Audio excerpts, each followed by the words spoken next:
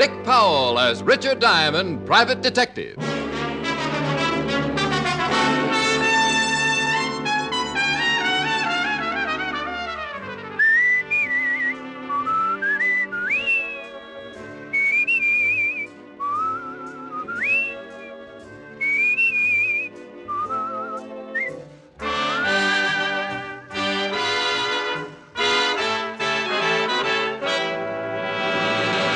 Here, transcribed, is Richard Diamond, Private Detective, starring Dick Powell.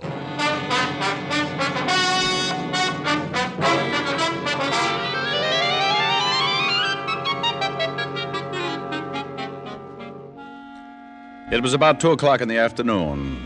It was cold out, and it had been raining. When it got a little warmer, it would probably snow. The whole city was covered with a heavy sheet of ice, and the steam heat in my office gurgled and clouded up the windows. I was feeling pretty good. I was warm.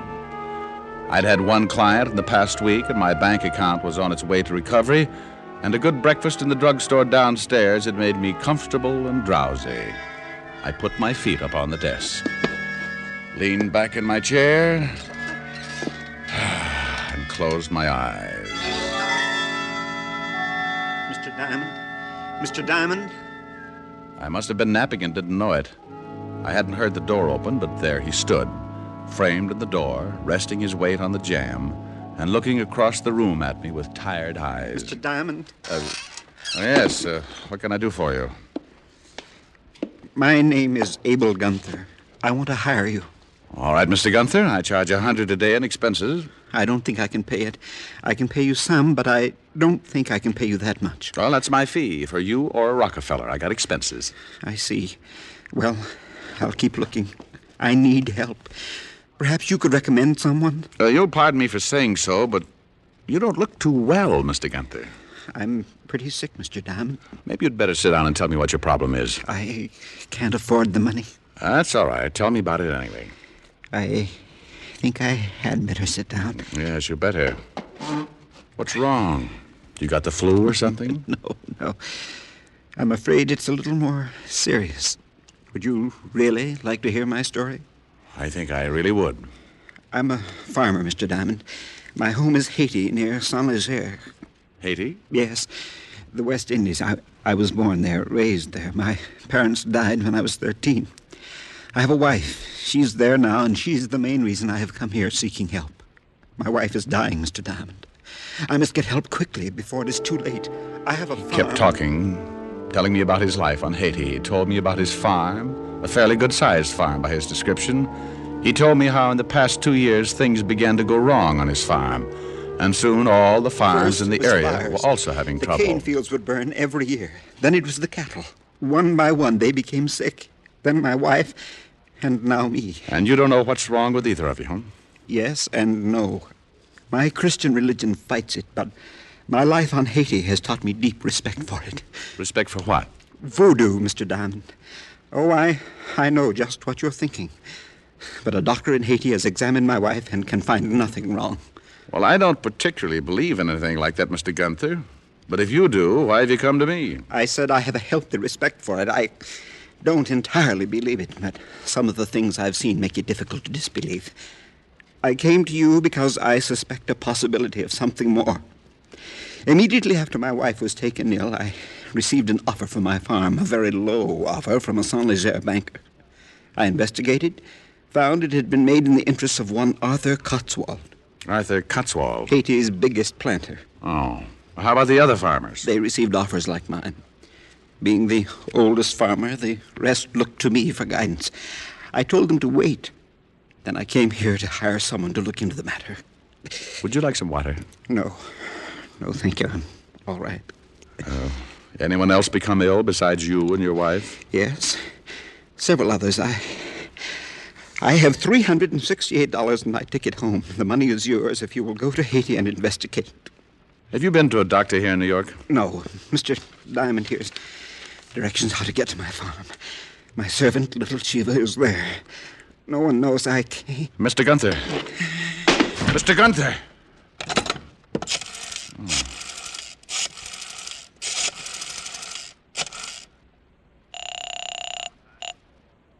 Swenson Homicide. Hello, Walt. Oh, Rick. Yeah. Better get up to my office. I've got a dead man for you.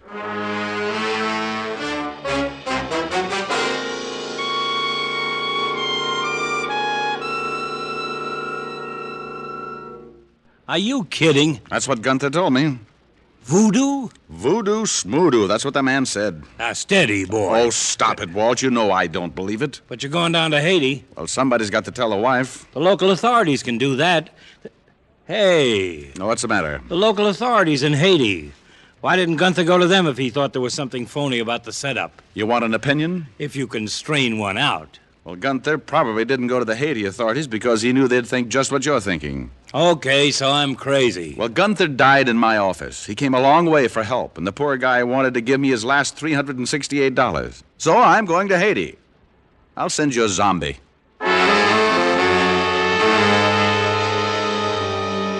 Walt promised to send a wire in care of the authorities in Saint Leger as soon as he got an autopsy report on Mr. Gunther, and I headed for the airline's ticket office. By 8 o'clock that evening, I was in an airline's flagship at 12,000 feet heading for the West Indies and Haiti. The trip wasn't bad. We landed in Miami, where I grabbed a cup of coffee and then climbed aboard a clipper for Port-au-Prince. At Port-au-Prince, I took a bus to Saint Leger, and from there a beaten-up taxi to the Gunther farm about 10 miles into the country. As we neared the farm, I could see a crowd of people standing around in front of the house. And as I climbed out of the cab and approached them, they turned, and their hushed conversations were suddenly stilled. I didn't know what it was. No one said a word. But something was wrong. I could feel it. I walked through the crowd to the house and stopped cold as the door opened. Who are you? I'd never seen anything like him. He was a native, and he ducked his head as he stepped out of the door to face me. He was a good 7 feet tall, or maybe more, and must have weighed close to 300. He stood on his bare feet, his long, muscled arms hanging loosely at his sides, and looked at me with dark, shining eyes. Me, little Chiva. Who are you? Oh, me, very little Richard Diamond. Mr. Gunther hired me to come here. You from New York? Oh, yes. Mr. Gunther couldn't come back. He died. That's right. How did you know?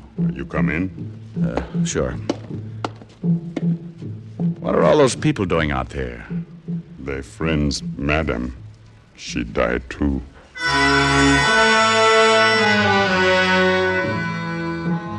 Little Chiva led the way into the bedroom where Mrs. Gunther lay on the bed, covered with a fresh white sheet, her eyes closed in death, her face drawn and tired. Little Chiva told me she had died the day before, about 3 in the afternoon, and a cold chill ran up my back. I remembered her husband lying on the floor of my office about 3 o'clock in the afternoon, the day before. What do you do here? Mr. Gunther wanted me to find out why the cattle are getting sick, why the fields are burning, why he and his wife became ill. Bad voodoo. Well, he thought it might have something to do with a man named Cotswold. He big man. What are those drums? For madam and mister. They voodoo. Good voodoo. Give blessing for spirit. For madam and mister. Oh. You see, little Chiva, the Mr. Gunther wanted me to help him. He paid me money to help him and died asking for help. I'm going to try and do what I can. The madam and mister good people. Teach little Chiva. They take little Chiva when he's small boy and make good life. You good man. Little Chiva help you.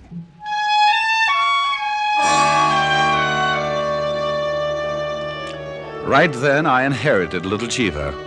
And if there was going to be any trouble, the giant servant would certainly help to make up the difference. The first thing I wanted to do was contact the local authorities in Saint Leger. And little Chiva told me my man was one Inspector Laplanche. A very fine person, Mr. Gunther. I'm sorry he's dead. Well, how'd everybody know he was dead? On Haiti, things of such nature are never a secret. The natives know. Voodoo? Being a stranger to Haiti, Mr. Diamond, I expect you to be a skeptic. But you believe in voodoo? Let us say I've been in Haiti too long not to believe. Well, Gunther thought the whole thing might have something to do with a man named Cotswold. I would suggest you forget Mr. Cotswold. Then I suggest you give me a good reason to forget him. Mr. Cotswold is a very big man on Haiti, the largest plantation owner on the West Indies, and a self-made man with a considerable temper. Well, thanks for the advice, Inspector. But supposing I come up with something incriminating. If Mr. Cotswold has breached the law, it would certainly be my duty to arrest him. But I am not considering the arrest. More, the necessary steps that would have to be taken to prove the guilt. Dangerous steps, Mr. Diamond. One might trip on those steps. And break his neck. Yes. You like the middle of the road, huh? It is much easier to see what is ahead.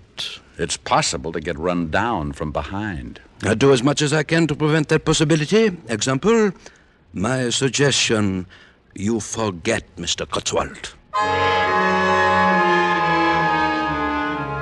I left the philosophical inspector and went outside where little Chiva had been waiting.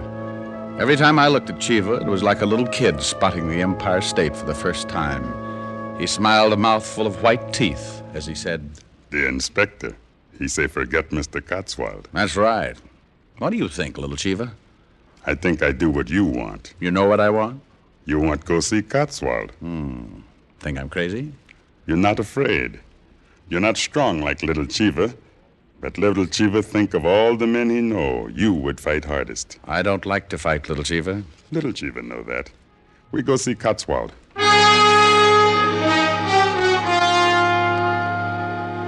Little Chiva led the way up a long, narrow road surrounded on both sides by high sugarcane fields. Somewhere from not too far away, I heard the drums start again. Little Chiva stopped, looked off to the north. He began moving his shoulders, slowly, keeping time to the steady rhythm of the drums. He began to sing softly.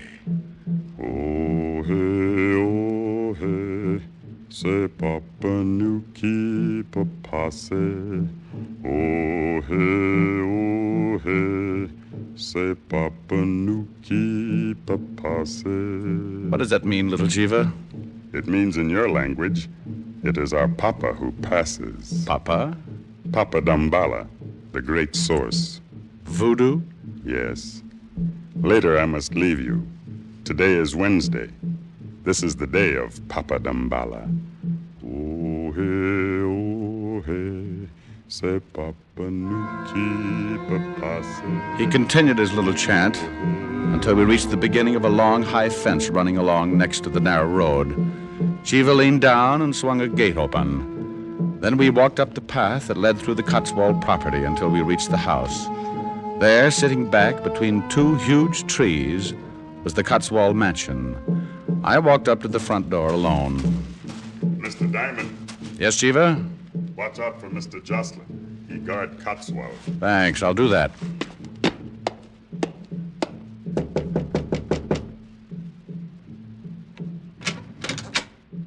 What do you want?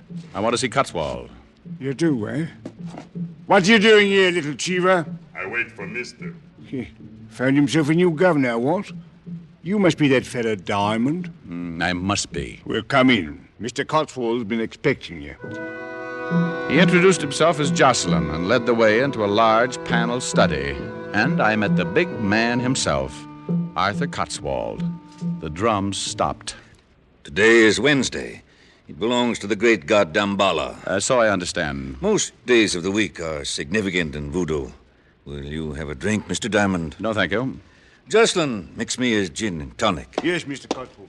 Thursday and Saturday belong to Uzile Frida, the goddess of love. I'll have to remember that. I know why you are here, Mr. Diamond. I'm glad you do. For some reason, Gunther and the rest of the miserable farmers think I'm responsible for their trouble. Of course you're not. I simply tried to help them. With their cattle sick and their crops gone, I had my banker make them an offer. Have any of your cattle taken sick? None. Pretty strange. Haiti is a strange land. Now, you're not going to start talking voodoo. You're a stranger, Mr. Diamond. There are many things that you would not understand, and I would certainly not try and convert you. Well, I appreciate your interest, but I intend to find out why Gunther and his wife died. This point I would most certainly give you advice on. Go home, Mr. Diamond. Leave well enough alone. After I come up with an answer. Mr. Diamond, I am not a patient man. I have gone out of my way to give you some healthy advice. Heed it. For your sake, heed it. No, thanks. I'll let you know what I find out. You persist in this investigation? I always persist. In fact, I'm the persistentist.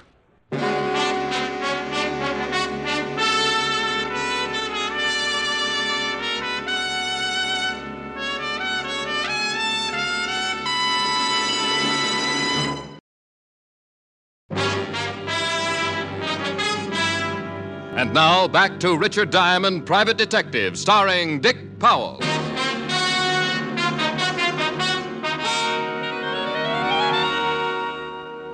I left Arthur Cotswold cooling his fit with a gin and tonic, went back to Chiva, and he led me back to town. On the way, I got an idea. When we arrived in town, I sent little Chiva back to the Gunther farm. Then I went in to talk to Inspector LaPlanche. The inspector had received a wire from one Lieutenant Walt Levinson, 5th Precinct, New York Police. Well, I had no idea the New York police were interested in this affair. They're always interested when someone drops dead. Now, here's something pretty interesting, Inspector. Mr. Gunther died of a disease known as brucellosis, commonly known in cattle as Bang's disease. Ever heard of it? I am not a medical man, Mr. Diamond. Well, it's undulant fever. Both Gunther and his wife probably caught it from their sick cattle. What do you intend to do? Well, I think those cattle were infected deliberately, and the cane fields burned purposely. If the cattle were infected deliberately, there must be some of the brucellosis still around, and I'm going to find it. Maybe at Mr. Cotswold's. I think you better issue a search warrant and come with me. Mr. Diamond, the middle of the road, remember? I think you'd better forget the middle of the road, Inspector. Unless you want me to get in touch with the authorities and have you held as a material witness in a murder case. I will issue the warrant. I kind of thought you would. I will issue it, but you certainly do not think it will be enough to get you into the Cotswold house? No, but it'll make it legal. I sent little Chiva back to collect some of his friends. They're going to help us get in that house, Inspector. I will have no part of violence. Oh, they won't even be with us. It would be easy to search the Cotswold place if Cotswold was out fighting a fire. Fire? Just a harmless fire, Inspector. But far enough away so that Cotswold will think it's his cane fields. Oh, well, then I will certainly issue the warrant, Mr. Diamond. As long as we are going to do everything open and above board, I will certainly issue it. Welcome back to the gutter, Inspector. The view isn't much, but you can't miss where you're going. Let's go get little Chiva.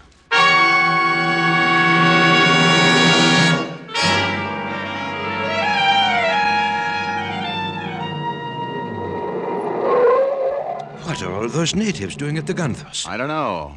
Looks like something's wrong.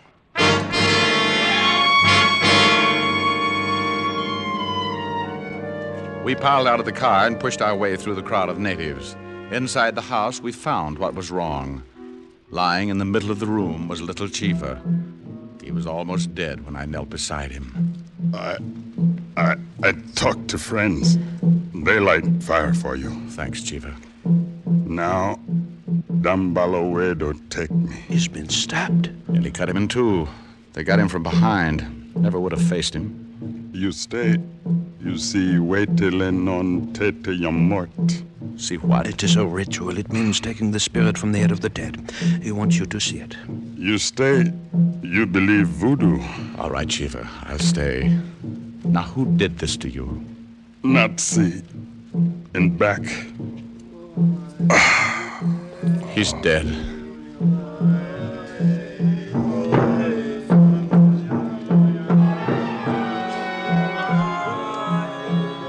The next few hours I'll never forget.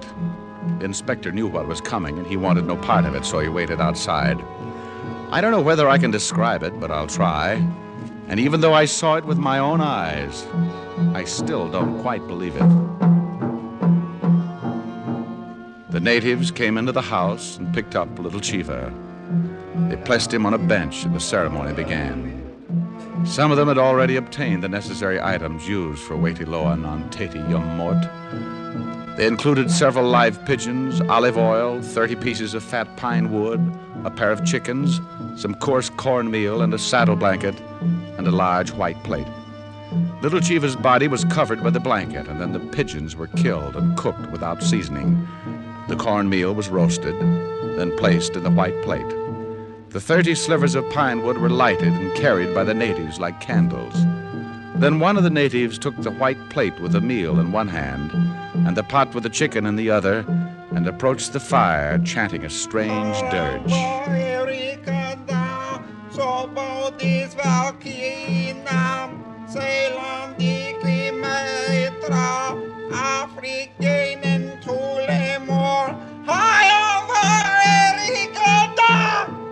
I nearly ran out with the screaming memes. As he finished the last line of the chant, the dead body of little Chiva sat straight up with straining eyes, bowed its head, and fell back.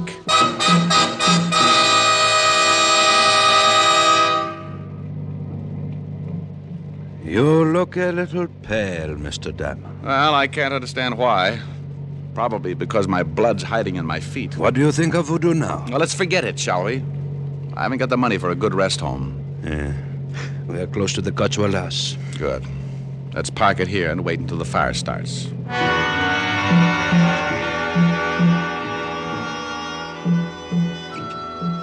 The inspector and I sat in the car and waited while the moon climbed up over the clouds and the drums in the distance tangled my nerves into complete knots. After about an hour of waiting, a dull glow to the south started the expected commotion in the Cotswold household, and we climbed out of the car. Fire, Mr. Cotswold! The grain field! Fire! Get the servants! Get every man out there to fight that fire! It had worked. The inspector and I stayed to the shadows until the last man went running out of the house. Then we went in. We worked as fast as we could. We took the place apart. Then I must say, the timid inspector had really gotten out of the middle of the road. He tore the place apart like he'd spent most of his time on a wrecking crew. I have not found a thing. Oh, the house is clean. There's a barn. Then let's go. We went out of the house and headed for the barn about 50 yards away. The drums were louder now, and the dull glow of the fire had nearly vanished. It was obvious that the inspector and I had to work fast. He took one end of the barn, and I took the other. We worked toward each other. Just about the time I was ready to give the whole thing up. Diamond! Diamond! Inspector, you find something? This hypodermic for cattle. That's not enough. This bottle hidden under this box. Well, it's more like it. Let's get it back to town and have it analyzed. That won't be necessary, Mr. Diamond. Cotswold. It was Cotswold, and he had three things on his side that made the situation very uncomfortable. His bodyguard, Jocelyn, and two guns. They stepped through the open door and moved up to us. I see you found my secret, Mr. Diamond. This is the stuff you've been infecting the cattle with. And this is what killed the Gunthers. That's correct. You see, you should have really taken my advice and returned to the States. You'll be held for murder, Cotswold. Who will convict me, Mr. Diamond? No evidence, no one to testify. I'm surprised at you, Inspector. I thought you had more sense. Sometimes a man finds his pride and does the best thing. You know, of course, I can't allow either of you to live. We had a hunch. Now tell me something. Who killed little Chiva? He was getting to be a nuisance. I had Jocelyn here attend to the matter. What's that? Diamond. Mr. Cotswold, look!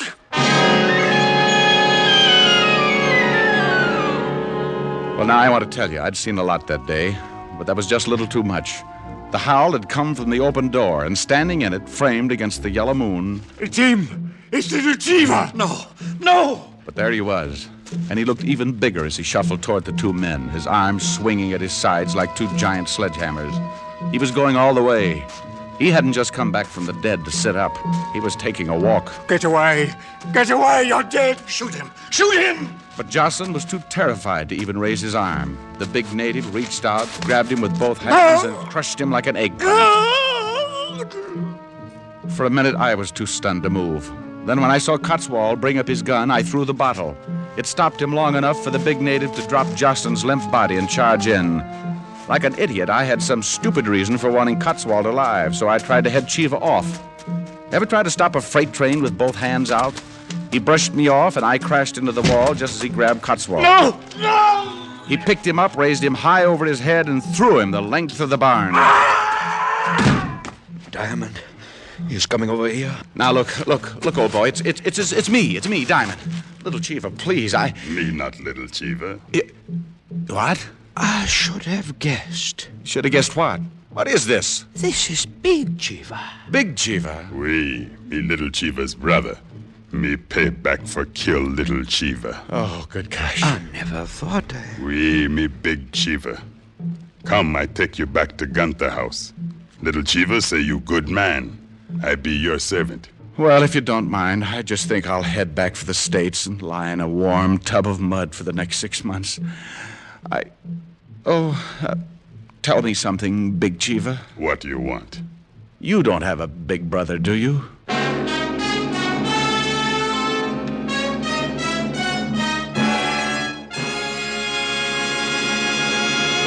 Dick Powell will return in just a minute. Here's Dick Powell with a special message. Thank you. Now until next week.